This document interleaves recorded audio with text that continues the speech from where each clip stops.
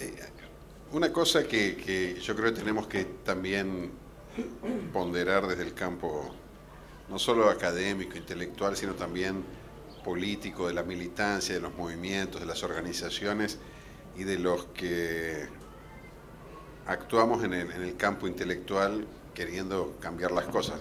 El OPECH, por ejemplo, el Observatorio de Política Educativa de Chile, es una iniciativa intelectual, pero que está orientada a cambiar la realidad de la educación. Y creo que tenemos que pensar bien el alcance de nuestro trabajo, no solo en términos de, de lo que está pasando en la sociedad, sino de lo que, de lo que podría pasar si la sociedad funcionara de otra forma o de la política funcionara de otra forma. ¿Qué quiero decir con esto?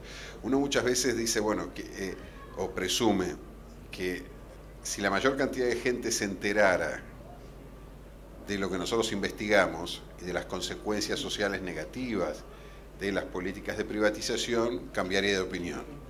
Y esto quizás sea así, y no me parece que debemos dejar de hacer ningún esfuerzo por socializar, divulgar, mostrar lo que hacemos. Pero creo que tenemos que reconocer que el problema no es un problema de conciencia intelectual o académica o desde un déficit de comprensión o de capacidad crítica de los más pobres.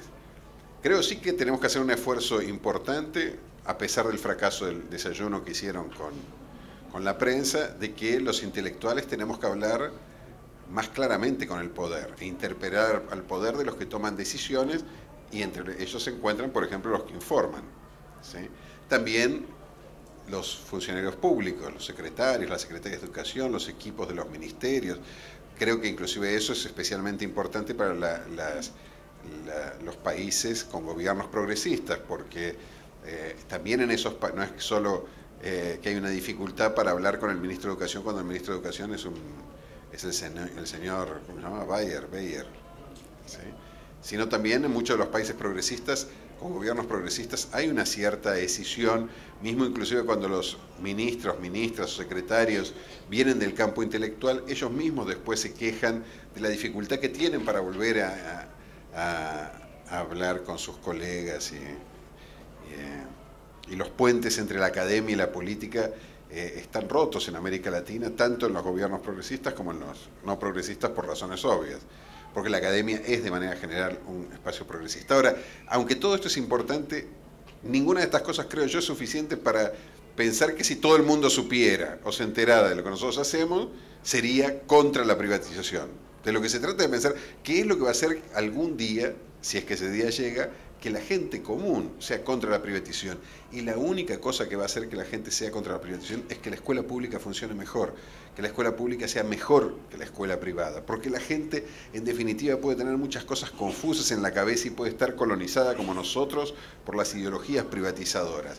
Pero acá hay un problema fundamental que es un desafío de los movimientos sociales, de las organizaciones populares, pero de los intelectuales, pero fundamentalmente de los gobiernos, y es hacer que la escuela pública funcione bien, que los docentes ganen dignamente y trabajen en las escuelas públicas, porque nosotros tenemos un problema muy grave en América Latina de presencia de los docentes en las escuelas públicas, y con esto no me quiero sumar a ningún discurso de la derecha, de los gobiernos, de que el problema es el ausentismo docente, porque el problema no es solo del ausentismo docente, pero hay un problema, sin lugar a dudas, muy complejo en algunos países en particular, ¿sí?, de deterioro de la presencia de los docentes en las escuelas.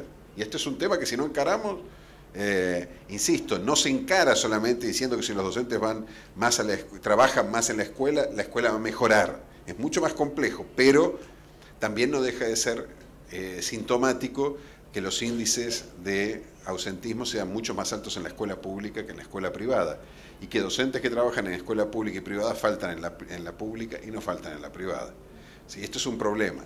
Pero también tenemos que mejorar la gestión y la calidad de la gestión de las políticas públicas y pensar de forma mucho más creativa el currículum, porque lo que aquí fue mostrado muy bien, por ejemplo, es el enorme poder que hoy tienen en la producción del conocimiento oficial de nuestras escuelas las grandes empresas productoras de libros didácticos. ¿sí? Y en buena medida eso tiene que ver con varias cuestiones. Una es que sea por un déficit en la universidad, sea por un déficit en la política pública, de financiamiento de la política pública hacia la universidad, o sea por lo que sea, no hay cuadros y equipos técnicos en nuestros países que produzcan, ¿sí? En escala nacional contenidos curriculares, o si los hay son totalmente marginales. O sea, hay que salir a disputarle a las grandes empresas, porque libros didácticos vamos a necesitar, y hoy son 3 grandes corporaciones las que, y ahí faltaba un par que no sé por qué no están en Chile, pero están en otros países de América Latina, sí, que son las que venden los libros didácticos, ¿sí? El caso de Pearson es diferente porque no vende libros a nivel de los libros que vende Santillana, pero aunque está cada vez más interviniendo en esta dimensión de la privatización de la educación, que no pasa solo por la venta de libros, el valor de cambio que tiene el libro como objeto, sino también que tienen las consultorías, que tienen la inserción en la definición inclusive de los contenidos. Pearson ahora es el aliado de la OCDE para la definición de la implementación de la PISA. ¿Sí? En una etapa bastante embrionaria, pero en el futuro quizás tengamos una gran empresa la que aplique pruebas internacionales, o grandes empresas que se disputan. ¿Sí? Tenemos también que cambiar no solo el tema de los contenidos de los libros didácticos, tenemos que saber trabajar con las nuevas tecnologías y aprovechar la escuela y la escuela pública como un espacio donde la tecnología no sea nada más un objeto de organización de programas de apoyo que pasan por distribuir computadoras en la escuela o tablets, ¿sí? La gran mayoría de las maestras de las escuelas públicas, cuando entran en la escuela pública, lo primero que le dice a sus alumnos, especialmente en la escuela media, es apaguen sus celulares. ¿Sí? En un sistema que está cada vez más interferido en la relación política pública-alumno por la entrega de un computador. ¿Por qué? Porque no tenemos la más mínima noción de qué hacer con los computadores en la escuela. Y si de nosotros no aparece esa solución, va a aparecer de las empresas que aparecen ahí. Y ellos van a hacer los contenidos. Y ellos van a... Entonces, yo creo que, claro que ojalá que un día todo el mundo lea este libro, yo todavía no lo leí, pero Una década de luchas y propuestas al derecho a educación en Chile es interesantísimo. Pero no va a cambiar la escuela pública porque lean esto. Lo que va a hacer que cambie la escuela pública es cuando la gente empieza a creer en la escuela pública, después de 200 años que se han ocupado de decirle a la gente y demostrarle que la escuela pública no sirve para absolutamente nada.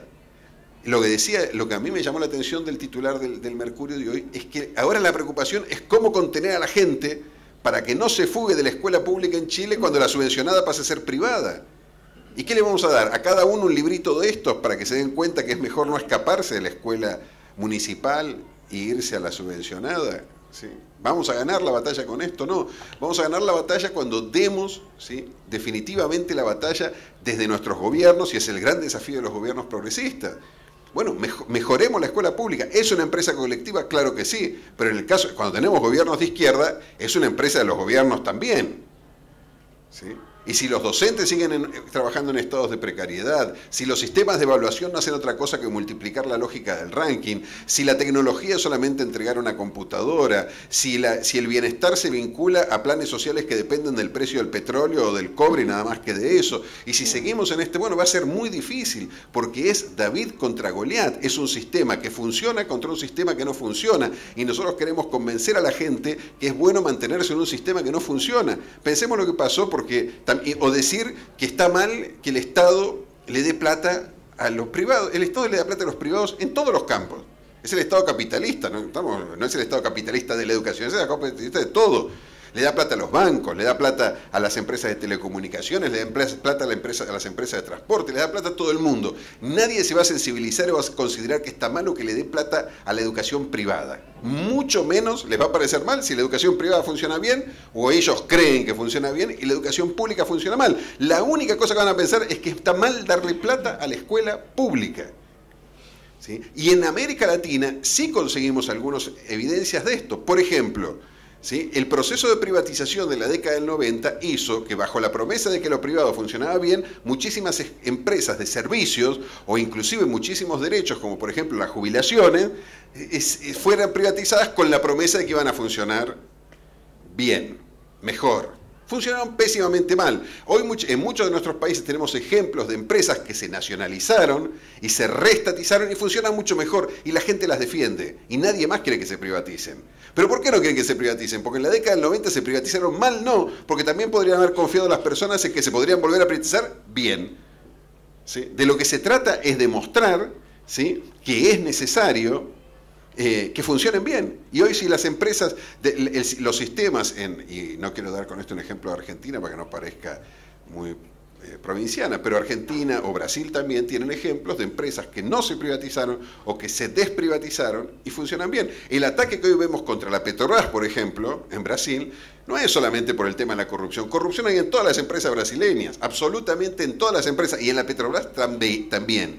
Pero la Petrobras, como son muchas empresas, o como lo fueron en algunos casos empresas públicas en diferentes campos productivos en América Latina, es una empresa de primer nivel mundial y se trata de destruirla porque es una fuente de riqueza inmensa y hay que destruirla de cualquier forma, ¿sí? Porque en los últimos años la Petrobras no solo fue una gran empresa como empresa petrolífera, sino que también fue el mecanismo de subsidio y de subvención a los programas sociales, a programas de cultura y a muchos otros lugares que mostraron que una empresa puede ser altamente rentable y también tener una función social. Con esto tampoco justifico lo que la Petrobras ha hecho mal a lo largo de este tiempo en África, en Bolivia o en cualquier otro lugar, ¿sí? Pero muestra que es posible hacer empresas públicas bien. Y lo que nosotros tenemos que hacer, demostrar, es que es posible hacer escuelas públicas bien.